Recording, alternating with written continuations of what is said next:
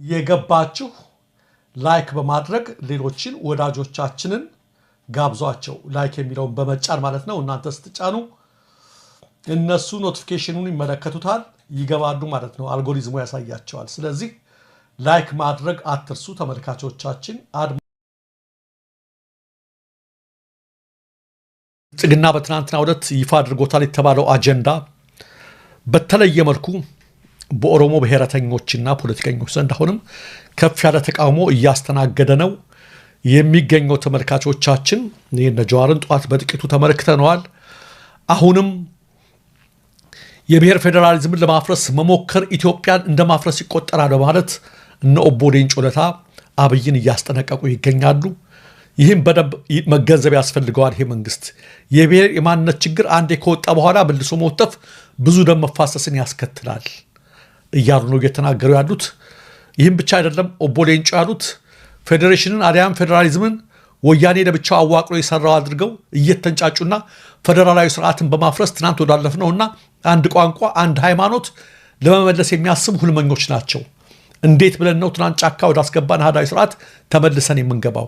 ይህ በምኞት ብቻ የሚቀር ነው በማለት ኦቦ ሌንጮ ለታ ጠንከር ያለ መልእክት ለብልጽግና አስተላልፈዋል። ዶክተር ገመቹ ደግሞ ይህን እየፈጸሙ ያሉት ኢዜማዎች ናቸው። አብይ እነ ብርሃኑ ነጋን ከኋላ እና ካጠገባቸው ያስጠጋቸው ይህን እንዲያደርጉ ነው። ገብቶናል። ወደ ከፋ ደም መፋሰስ የሚመልሰን ውሳኔ ነው እየተወሰነ ያለው ማለት ተቃውሞ እያቀረቡ ነው ያሉት። በሌላ በኩል የአማራ ተወላጆችም ይህ ድራማ ነው፣ አማራውን ለአራት ለአምስት እንከፍለዋለን የተባለውን ነገር ለማስተግበር ነው። ወሎ ለብቻው ክልል ይሆናል፣ ገሌ ለብቻው ክልል ይሆናል የሚለውን አውቀው በኦሮሚያ ካነሱት በኋላ ወደ አማራ ክልል ሊመጡ ነው። ልክ እንደ ልዩ ኃይል እንደተባለው ልዩ ኃይል የሁሉም ይፍረሱ ብለው የአማራው ላይ ነው ተግባራዊ ሙከራ ያደረጉት።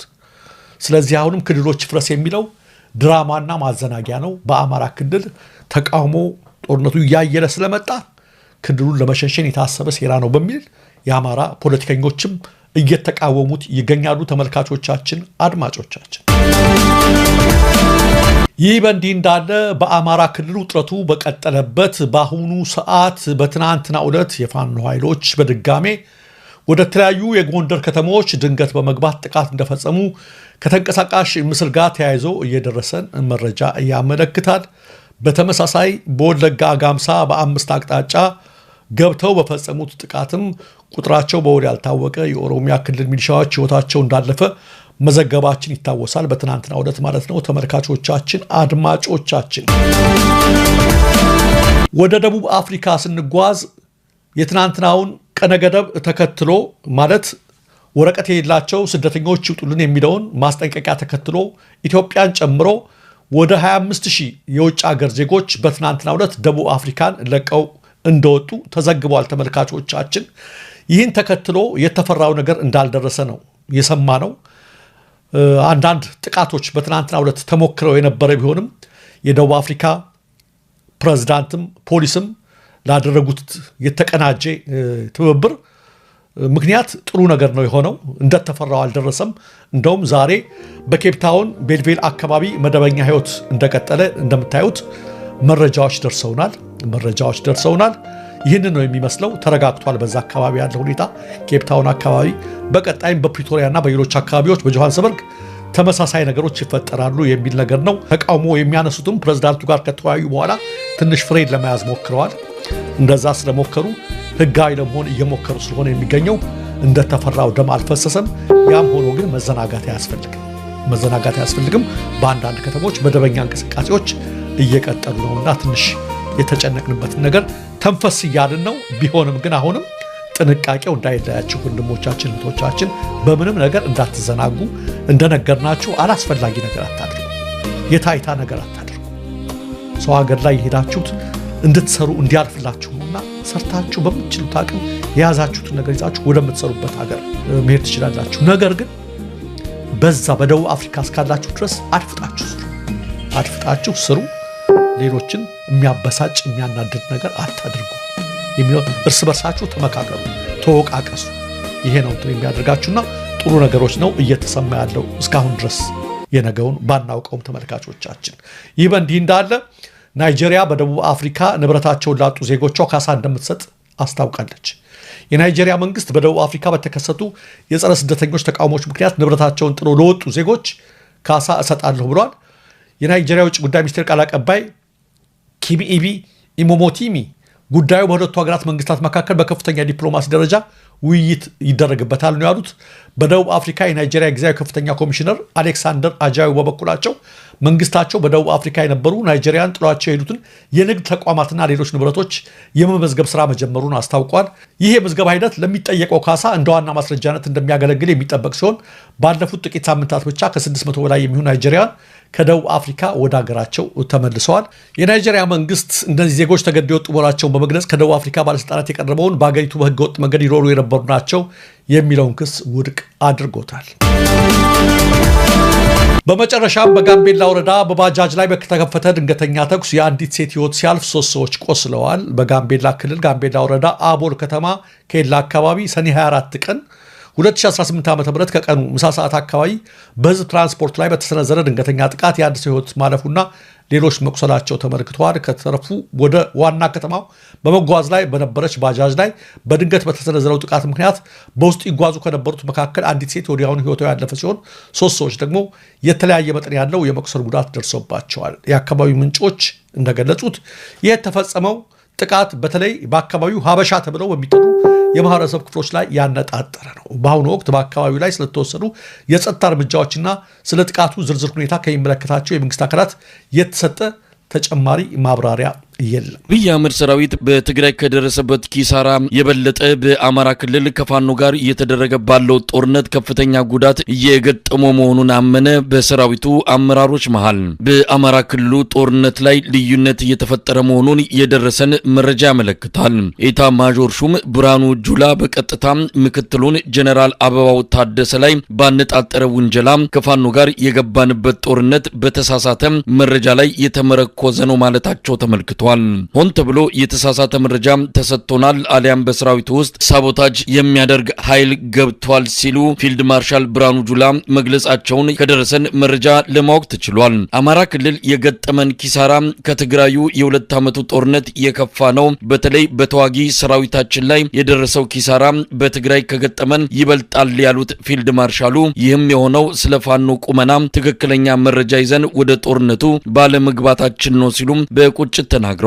በትግራይ ከህወሓት ጋር በተደረገው ጦርነት ከፍተኛ ቁጥር ያለው የአብይ አህመድ ሰራዊት ኪሳራ ቢደርስበትም በአማራ ክልል ከፋኖ ጋር ባለፉት 17 ወራት የተደረገው ጦርነት የበለጠ ቁጥር ያለው ሰራዊት ከጥቅም ውጪ መውጣቱን በአዛዦቹ በኩል በተደረገው ግምገማ መረጋገጡንም ለማወቅ ተችሏል። በጦር መሳሪያዎች ኪሳራም ቢሆን ፋኖ ከቀላል ኋላ ቀር መሳሪያ በ17 ወራት ውስጥ እስከ ሞርታርና ዲሽቃ መታጠቅ የቻለው ከአገዛዙ ሰራዊት በምርኮና በተለያዩ መንገዶች ባገኘው መሳሪያዎች መሆኑን በግምገማ ያነሱት የአብይ አህመድ ጀነራሎች ኪሳራው በእግረኛ የሰራዊቱ ክፍል ብቻ ሳይሆን ከባድ መሳሪያዎችንና ተተኳሾችን ጭምር በገፍ የተማረኩበት እንደሆነም ተመልክቷል። በአማራ ክልል ከፋኖ ጋር የተጀመረው ጦርነት አገባቡ ላይ ልዩነት ውስጥ የገቡት የአብይ አህመድ ከፍተኛ ወታደራዊ አመራሮች እንዴት እንወጣለን በሚለው ላይ ከፖለቲካ መሪዎች ጋር ሳይቀር ሰፊ ልዩነት ውስጥ መግባታቸው እየተነገረ ነው። አብይ አህመድ አሁን ባለው ሁኔታ ስለ አማራ ክልሉ ጦርነት ግልጽ የሆነ የመውጫ ስትራቴጂ እንደሌለው የሚገልጹት የአንከር ሚዲያ ምንጮች በአጠቃላይ ብልጽግና በግራ መጋባት ውስጥ እንደሚገኝ አመልክተዋል። ባለፉት 2 ሳምንታት ብቻ በአማራ ክልል ከ5000 በላይ የአብይ አህመድ ወታደሮች የተማረኩ ሲሆን በሺዎች የሚቆጠሩት ከጥቅም ውጪ መሆናቸውን ለአንከር ሚዲያ ከተለያዩ አውደ ግንባሮች ተሰብስበው ከደረሱት መረጃዎች ለማወቅ ተችሏል።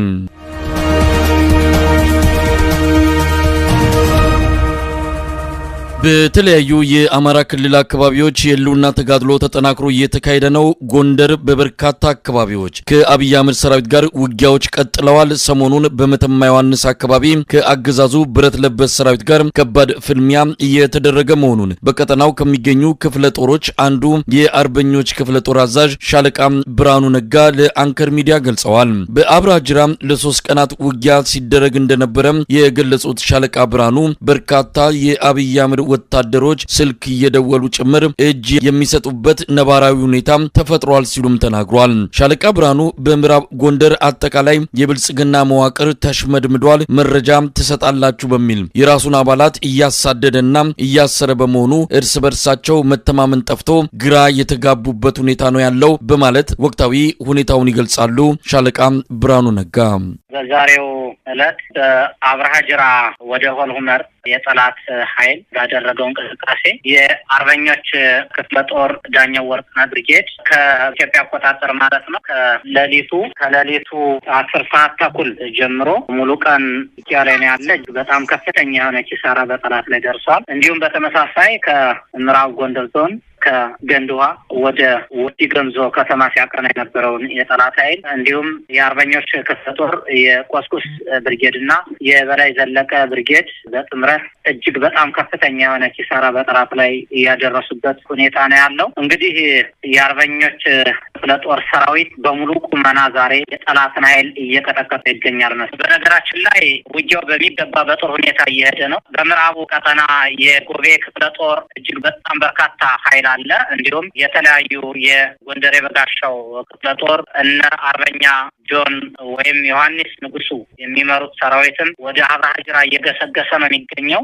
አርበኞች ክፍለ ጦር እና የጎቤ ክፍለ ጦር በጥምረት ወደ ሆልሁመር ከተማ ወደ አብርሃጅራ እያቀና ነው የሚገኘው። የጋራ ስምሪት ሰጥተናል። በመተማ ቀጠና የመጣውን ኃይል ያው አሁን እንዳልኩ የአርበኞች ክፍለ ጦር እየቀጠቀጠው ያለው ድል በነገራችን ላይ ጠላት እየተመታ እየተማረከ ነው የሚገኘው። አብዛኛውም እየፈረሰ በተለያየ መንገድ ተደራጅቶ እጅ እየሰጠ ያለበት ሁኔታ ነው የሚገኘው። ከዛ ባሻገር ስልክም በየጋራ ሸንተረሩ ስልክ የሚደውል የጠላት ተሟቅርም አለ ወደ ፋኖ እጅ ለመስጠት እና እጅግ በጣም ደስ የሚል እንቅስቃሴ እያደረግን እንገኛለን። አሁንም ነገም ትግሉ የሚቀጥል ነው የሚሆነው። የዕለት ድሎችን ለእናንተ የምናደርስ ይሆናል። ሻለቃ ብርሃኑ እንግዲህ የእናንተ ኃይል ባለፈው የመተማ ዮሐንስ ከተማን ካገዛዙ ነጻ ማድረጉን የድንበር አካባቢ ቦታዎችን ሙሉ በሙሉ ከስርዓቱ ቁጥጥር ውጪ ማድረጋችሁ የሚታወስ ነው። ከዛም የምዕራብ ጎንደር መቀመጫ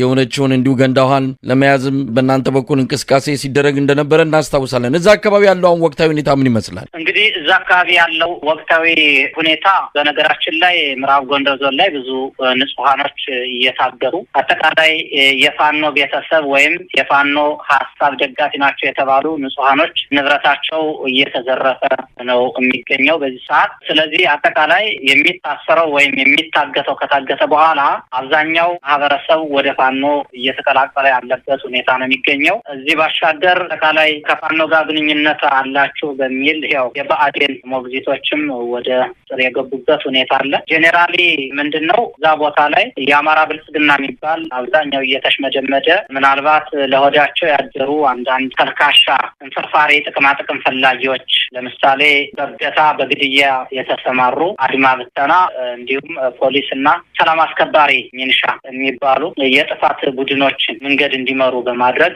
ምክንያቱም ለሆዳቸው የሚያድሩ የነገ ህይወት ተስፋ የሌላቸው በድህነት አረንቋ ውስጥ የተዘፈዘፉ እና በሆዳቸው በመግዛት ይህንን ተላላኪ በኢትዮጵያ መከላከያ ሰራዊት ስም የተደራጀውን ገዳይ ሰራዊት መንገድ በመምራት እነሱን ነው እንግዲህ ይዞ ወደፊት እንትን እያለ ያለው። ነገር ግን እጅግ በጣም ከባድ የሆነ ኪሳራ እየደረሰበት ነው። በግል በስርዓቱ መዋቅር ውስጥ በጸጥታ ዘርፍ ያሉ ከኛ ጋር በተለያየ መንገድ የሚገናኙ የተለያዩ መረጃዎችን እየሰጡን የድል ባለቤትም እያደረጉ የሚገኙ ጓዶችም አሉ። እነሱን በአማራ ፋኖ እና በኢትዮጵያ ሕዝብ ስም እጅግ በጣም እያመሰገንን እንግዲህ ቀጣይ ትግላችንም ወደ ምዕራብ ጎንደር ዞን ነው የሚሆነው። በተመሳሳይ በባለፈው ልክ እንደገለጽኩት የእንዳለው ተዘራ ብርጌድ የአርበኞች ክፍለ ጦር አንዲት ብርጌድ አለች። እሷም ከትናንት ጀምሮ እስከ ዛሬ ውጊያ ላይ ነው ያለች። ወደ ገንድዋ እያቀና ይገኛል ማለት ነው።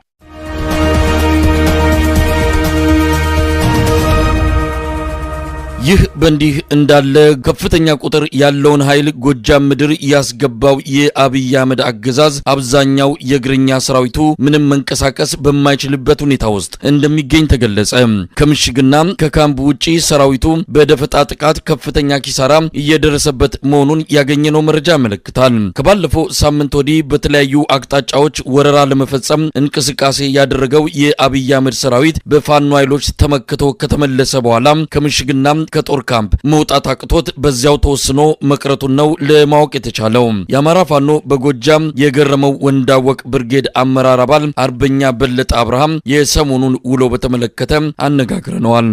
ጀግኖቹ ፋኖች የምድር ድሮኖቹ በተለይም የገረመው ወንዳወቅ ብርጌድና የአረንዛው ዳሞት በጋራ በመሆን በትላንትና ምሽት ሰላም አቅራቢያ ሆዳንሽ የምትባል ልዩ ቦታዋ ላይ የጠላትን ኃይል አይቀጡ ቅጣት ቀጥተውታል ማለት ነው። እንግዲህ በዚህ ኦፕሬሽን ላይ የኛ ልጆች ነበልባሎቹ የገረመው ወንዳወቅ ልጆች ከ55 ኪሎ ሜትር በላይ አቋርጠው በመሄድ ወደ ፍኖተ ሰላም አቅጣጫ ከሌሎች ጓደኞቻቸው ከአረንዛው ዳሞት ጋር በመሆን የጠላትን ኃይል አስፋልት ላይ ሆዳንሽ የሚባል የፍኖተ ሰላም አቅራቢያ ምሽጉ አካባቢ በመሄድ ሙትና ቁስለኛ አድርገውታል ማለት ነው። እንግዲህ በዚህም የጠላት ኃይል ምሽጉን ለቆ ተበትኖ ዛሬ ጠዋት ሄሊኮፕተርና በድሮን የታገዘ ካሜራ ጭምር ቅኝት በማድረግ የራሳቸውን ወገኖች በመሰብሰብ ላይ ናቸው ማለት ነው። ሬሳ ማንሳት አልቻለም። መሳሪያውም ግን ከኛ ጋር ያለው ነገር ግን በጣም የሚገርመው እዛው ፍኖተ ሰላም 1 ኪሎ ሜትር እንኳን አይሞላምና እዚያ ሆኖ እንኳን ጠላት ኃይል ሬሳውን ቁስለኛውን መውሰድ አልቻለም ማለት ነው። ነበልባሎቹ የገረመው ወንዳወቅ ልጆች እንዲሁም አረንዛው ዳሞት ግን ኦፕሬሽናቸውን ሰርተው አሁንም ፍኖተ ሰላምን ሙሉ ከበባ በማድረግ በመጠባበቅ ላይ ናቸው ማለት ነው። ስለዚህ የጠላት ኃይል አሁን እንዳይጥ ጉድጓድ ከጉድጓዱ ብቅ ማለት አይችልም። ጉድጓዱ እንደገባች አይጥ ማለት ነው። ብቅ ካለ ይመታል። በዚህ ደረጃ ነው ያለው። እንግዲህ ይሄ መሳይ ጅጋን ቆርጠው ማለት ነው። ጅጋን ቆርጠው አልፈው ነው ፍኖተ ሰላም ጥግ ሄደው የመቱት። ጅጋ ያለው ኃይል የተቆረጠ ኃይል ነው ማለት ነው። በተመሳሳይ የ3ኛ ክፍለ ጦር ጀግኖቹ ያገው ምድር ልጆችም አዲስ ቅዳም ላይ ያው የሚገርም ኦፕሬሽን ከ3 ቀን በፊት ሰርተው ጠላትን አመድ አድርገው ከተማ ገብተው የሚፈልጉትን ኦፕሬሽን ከሰሩ በኋላ ወጥተዋል ማለት ነው። እንግዲህ መሳይ ይሄ ከተማ ገብቶ መውጣት ከተማን ይዞ መልቀቅ ስትራቴጂክ የሆነ የትግል ስልት ነው። ቢኮዝ ጠላትን ታዳክማለህ፣ ሎጂስቲክ ይዘህ ትወጣለህ።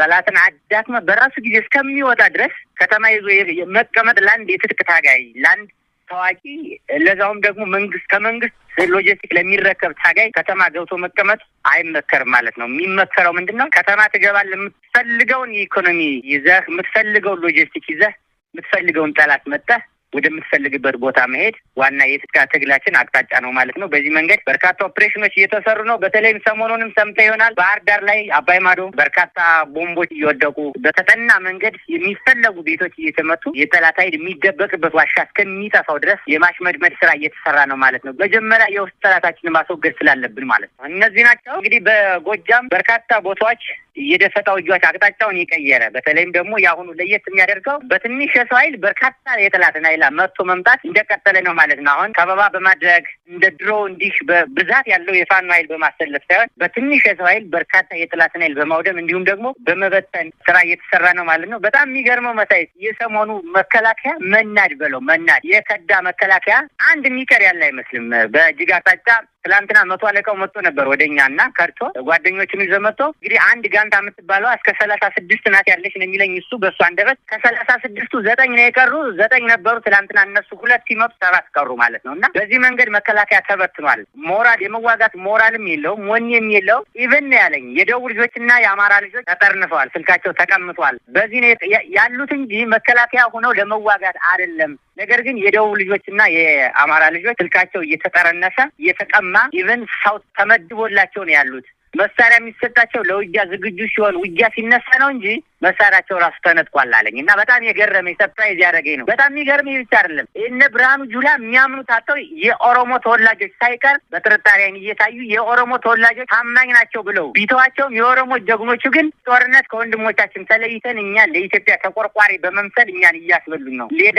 ዕዳ ተከፋይ እያደረጉን ነው። የኦሮሞን ሌላ ታሪካዊ ተወቃሽ እያደረጉት ነው እያሉ እነሱ ደግሞ የያዙትን ስልክ ለደቡብ ልጆችና ለአማራ ልጆች እየሰጡ የኦሮሞ ልጆች ስልክ እየተባበሯቸው እንዲወጡ እያደረጓቸው ነው ማለት ነው። ኔክስት ደግሞ ምን ያደርጋሉ መሰለህ? የአማራ ልጆችና የደቡብ ልጆች ከወጡ በኋላ የኦሮሞ ልጆች እያወጧቸው ነው እየተቀበሉ ማለት ነው። እና በዚህ መንገድ መከላከያ ከመሞቱና መማረኩ ውጭ ደግሞ በመክዳት እየተናደ ነው ማለት ነው። ከጎንጅ ቆለላ እኛ ብቻ ወደ ቋሪት አቅጣጫ ያመጣነው 18 መከላከያ አለ በማስከዳት ማለት ነው። በዚህ አቅጣጫ ስናይፐርና ብሬን ይዘው የሄዱ ትላንትና ወዲያ 9 አሉ። ስለዚህ ብሬንና ስናይፐር ለማምጣት እንግዲህ አስበው አንድ ብሬንና ስናይፐር ለመማረክ ቢያንስ አንድ ሰው መስዋዕት ታደርጋለህ። ነገር ግን በማስከዳት ያለምንም ተኩስ ጥይት ሳታባክን ደም ሳይወጣህ ብሬንና ስናይፐር በእጅ እየገባ ነው ማለት ነው። እና ውጊያው ከበድ ሲል ውጊያው ጠበቅ ሲል መከላከያ ምንድን ነው እየሆነ ያለው? የገጠምነው እኮ ሽፍታ ሳይሆን እነሱ እንደሚሉን አንድ ሽፍታ አንድ ተራ ሽፍታ ሳይሆን የገጠምነው ህዝብንና የሰለጠነ ኃይል ነው የገጠምነው በጣም በጥናት የታጀበ የጥናት ባለቤት የሆነን ሰው ነው የገጠምነውና ይህንን ውጊያ ምናሸንፈው እኛም በጋራ ወደ እነሱ ተከላክለን ነው በሚመስል ደረጃ ወደኛ እየመጡ ነው ማለት ነው። መሳይ በጣም የሚገርም ነው የሰሞኑ የመከላከያ አከዳድ ማለት ነው።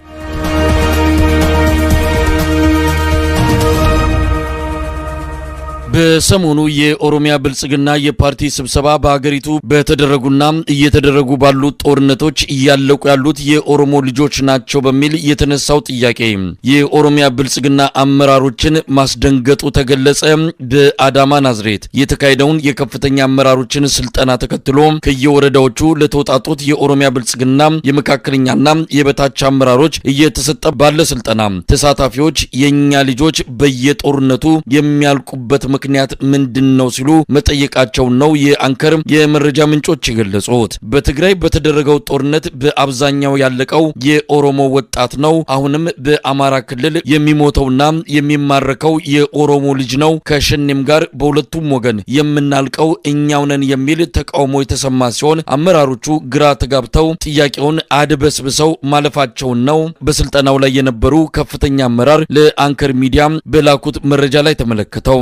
ይህ በእንዲህ እንዳለም በአዲስ አበባና በአንዳንድ የኦሮሚያ አካባቢዎች አስገዳጅ ብሔራዊ ውትድርና ምልመላ እየተደረገ ነው። በተለይ በአዲስ አበባ በበርካታ ቦታዎች ወጣቶች እየታፈሱ ወደ ተለያዩ ወታደራዊ ማሰልጠኛ ካምፖች እየተወሰዱ መሆኑን የአንከር ሚዲያ የአዲስ አበባ ወኪል ገልጿል። በትላንትናው ዕለት በመርካቶና አካባቢው የፖሊስና የደንብ ማስከበር አባላት መውጫ በሮችን ከበባ በማድረግ ወጣቶችን እያፈሱ ወደ ተዘጋጁ ተሽከርካሪዎች ሲጭኑ እንደነበርም የአይን እማኞችን ጠቅሶ ወኪላችን ከላከልን መረጃ ለማወቅ ተችሏል። በአማራ ክልል እየተመናመነ የመጣውን ሰራዊቱን ለመተካት እየተረባረበ ያለው የአብይ አህመድ አገዛዝ የፕሮቴስታንት እምነት ተከታይ ወጣቶችን ሃይማኖታቸውን ሊያጠፋ እየመጣ ያለ ኃይል አለና ዝመቱ የሚል ቅስቀሳ መጀመሩን መዘገባችን ይታወሳል። የአዲስ አበባው አፈሳ ያነጣጠረው የአማራና የደቡብ ክልል ተወላጆች ላይ ነው ይለናል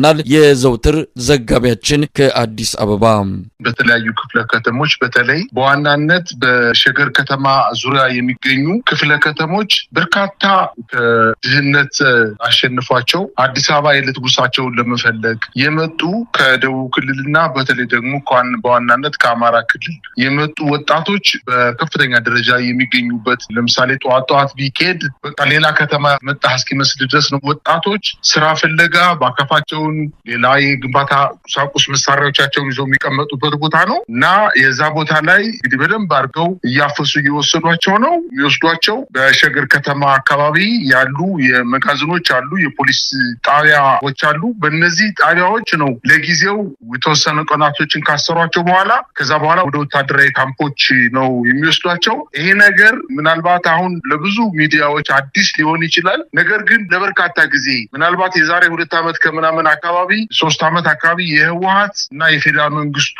ውጊያ ጊዜ መንግስት ወታደሩ ባለቀበት ጊዜ ህወሓትን አሸንፊያለሁ ብሎ ዱቄት አድርጌ በትኛዋለሁ ብሎ ባለበት ሰዓት እንደገና ህወሓቶች ራሳቸውን አጠናክረው መቀሌን ተቆጣጥረው የአማራ ክልልን አርፈው አዲስ አበባ ግስጋሴ እያደረጉ በነበረበት ሰዓት አዲስ አበባ ከተማ ላይ በይፋ በመሀል ከተማ ላይ ሊስትሮቹ ፌስታል የሚያዞሩ ላስቲክ የሚሰበስቡ ሰዎች የቆሻሻ ስራ የሚሰሩ ወጣቶች በተለይ የሲዳማ የወላይታ እና የደቡብ ወጣቶች በዛን ሰሞን ከፍተኛ ፈሳ እየተፈጸመባቸው ነበር። የለመደውን ስርዓት አሁን ወታደሩ አለቀብኝ ባለ ሰዓት የለመደውን ነገር እያደረገ ነው ያለው። በርካታ ወጣቶች ወደ ለምሳሌ ኮየፈጭ አካባቢ ፕሮጀክት 16 የሚባል የግንባታ ሳይት አለ።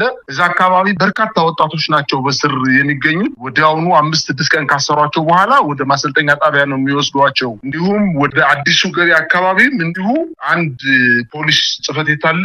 እዛ አካባቢም በጣም በርካታ ወጣቶች አሁን ታስረው ለመጫን ዝግጁ እንደሆኑ ነው የሰማሁት መረጃ።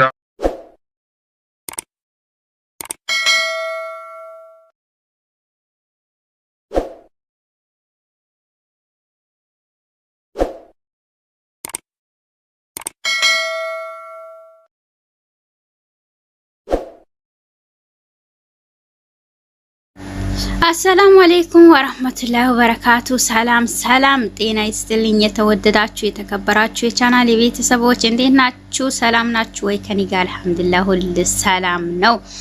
ዛሬ ደግሞ ይዤላችሁ የመጣሁት እንግዲህ ይሄን የመሰለ በስቡሳ ሰርቻለሁ። እንዲሁም ሳምቡሳ የሰራሁትን ላሳያችሁ ብዬ ነው እና ይሄን የመሰለ ሳምቡሳ ራሱ ሰርቻለሁ ማለት ነው። እና በጣም ያምራል ማለት ነው። ሳምቡሳው በስጋ ነው፣ በስጋ ለሐም መፍሩም ማለት ነው። ለሐም መፍሩም ስጋው መፍሩሙን እንግዲህ ሰርተን በሱ ነው ሳምቡሳ እየሰራሁት ማለት ነው። እናም ደግሞ በስቡሳውን ደግሞ በክሬም አርጌ ነው እየሰራሁት ማለት ነው። ይሄን መሰለ ቆንጆ በስቡሳ በጣም አሪፍ። እናም ደግሞ ሲጠብሱት ራሱ በጣም አሪፍና ቆንጆ ሳምቡሳ ነው። ቪዲዮን ላይክ ማድረጉን እንዳራሱ ቤተሰቦቼ፣ ለቤት የት እስከሆናችሁ ጀውል ምልክቷን መንካቱን እንዳራሱ እያልኩኝ እንዲህ ቀንጨብ አርጌ የሰራሁትን ነገር ነው ማስገባላችሁ ማለት ነው። እዚህ ጋር ደግሞ ክሬም እየሰራው ነው ማለት ነው። እና በጣም አሪፍ ነው የሰራሁት እላችኋለሁኝ። በዚህ መልኩ አዘጋጅቼ ሁሉንም ነገር አስቀምጫለሁኝ ማለት ነው። ሁሉንም ያዘጋጀነውን እንዴት አድርገን አሁን እዚህ ጋር ሽንኩርት ምናምን ልንሰራበት ያዘጋጀሁት ነው። እዚህ ጋር ሾርባ ነው ማለት ነው። ሾርባ እየሰራው ነው። ትንሽ ግማሽ አርጌት ነው ሾርባ እየሰራው ነው። እዚህ ጋር ደግሞ እንትን ምንድነው ፈሪድ ማለት ነው። ፈሪድ ይሉታል አረቦቹ። በስጋ እንትን መረቅ ተሰርቶ የሚበላ ማለት ነው። እና ቀንጨብ አርጌ ነው ማሳያችሁ። በጣም አሪፍ ቆንጆ። እንግዲህ በስቡሳው ደግሞ ለሁለት ሰው ነው ያዘጋጀሁት ማለት ነው። ሳምቡሳው ደግሞ ይሄን የመሰለ ሰርቼ አሁን ተላጃ ላረገው ነው። ይሄን በስቡሳ ደግሞ ለሁለት ሰው ነው ያዘጋጀሁኝ። አንዱ በጣም አፈን የሚወዳል ማለት ነው። ትስራልኝ ብሏል ለሴትዮ ያናግሯል። ለሱ አንድ ለኛ አንድ ለቤት ውስጥ ማለት ነው። ሁለቱንም ባይረክስ ላይ ነው እኩል ባይረክስ ናቸው። እንግዲህ ውስጡ ላይ ደግሞ ክሬም አርጌ ነው የሰራሁት። ከላይ ደግሞ ያረኩት ደግሞ ሎዙ የተፈከፈገ ነው ማለት ነው ከላይ እንዲያምር። ከዛ ደግሞ እንግዲህ ጆዝ ህንድ የኮኮናት ፓውደሩ ሳይሆን ይሄ እንትን ያለው አለ አይደል የተቦረሸው እሱን ከላይ ያረግበታለሁ። ይሄኛውን ማለት ነው በኪሱ ነው ያለው። እና ሺራ ሱካሩን ነው ያረኩበት። ሹካር ሺራ አሰራሩን ያው መቼም ታውቃላችሁ። 2 ኩባያ ሱካር ካረጋችሁ 1 ኩባያ ውሃ አርጋችሁ ትጥዱታላችሁ። መጀመሪያ በደንብ አርጋችሁ መታችሁ። ከዛ በኋላ ደግሞ ምን ታረጉታላችሁ? እንደ እሳት ላይ ታረጉታላችሁ ማለት ነው። በስቡሳ ያሰራው ደግሞ ሰሚድ ይሄኛው ነው። በኪሎም ይሸጣል፣ በዚህም ይሰጣል። ያው ዱካን ማንኛውም ቦታው ነው የሚገኘው። ይሄ ሰሚድ ይሉታል እነሱ። በሱ ነው ያዘጋጀሁት። ሰሚድ ያው 2 ኩባያ አርጌ እዚህ ጋር ደግሞ ጆዝ ህንድ ይሄኛው ማለት ነው የኮኮናቱ ማለት ነው ግማሽ ኩባያ አርጌ እንግዲህ ግሽጣ ክሬም አርጌ ከዛ ደግሞ የሰራውት እንቁላል 2 አርጌ ዘይት አርጌ ነው የሰራውት። ከውስጡ ደግሞ ያረኩበት ክሬም ደግሞ ያው 2 ኩባያ ወተት አርጌ ወተት ሳይሉ ከሌላችሁ እንትኑንም ባውደሩንም መጥጣችሁ ማረክ ትችላላችሁ። ከዛ 2 ኩባያ ላይ 4 ማንኪያ ዱቄት ማረግ አለባችሁ። 1 ማንኪያውን ዱቄት፣ 2 ማንኪያ ደግሞ 3 ማንኪያ ደግሞ ይሄ ንሻ ማረግ አለባችሁ ማለት ነው። ከዛ በኋላ ወተቱና ንሻውን ታረጉና ሱካር ከፈለጋችሁ አታርጉ፣ ምክንያቱም ሺራ ስለምታረጉ ታዋህዱና መሀሉ ላይ አርጋችሁ እንግዲህ ጠብቃው ይሆናል። ከዛ በኋላ እንግዲህ የምታረጉት ምንድነው ከላዩ ይሄንን የቀረውን ሊጡን ታረጉበታላችሁ። በዚህ መልኩ ይወጣል ማለት ነው። አሁን ደግሞ እዚህ ጋር ማረጋው ደግሞ ጆዝ ህንድ ነው ማለት ነው። የተፈከፈገው ጆዝ ህንድ በላዩ አረጋለሁኝ። ካልፈለጋችሁት እንደዚሁ ማርጋችሁ መተው ትችላላችሁ። በነገራችን ላይ እንዲያምር ነው ያው እንዲጨምር ማለት ነው። ሰው ሲበላው ደስ እንዲለው ነው። በዚህ መልኩ አርጌዋለሁ ማለት ነው። ሁለቱንም አንዱ ለሰው ነው ብያችኋለሁኝ። እንግዲህ ቤት ውስጥ ብዙም ባይበሉም በትንሽ ነው የምንሰራው፣ በትንሹ ነው የምናዘጋጀው ማለት ነው። ይሄን የመሰለ በስቡሳ ሰርቻለሁኝ። በጣም የሚያምር ነው። ለስላሴው ልነግራችሁ አልችልም። በዛ ላይ ደግሞ ፍርፍር ያለ ነው። በጣም አሪፍ ነው ማለት ነው። የሰራሁት ቆንጆ ነው። እና ሳምቡሳዬን ደግሞ በዚህ መልኩ አዘጋጅቼ አሁን ፍሪዘር አረጋዋለሁኝ።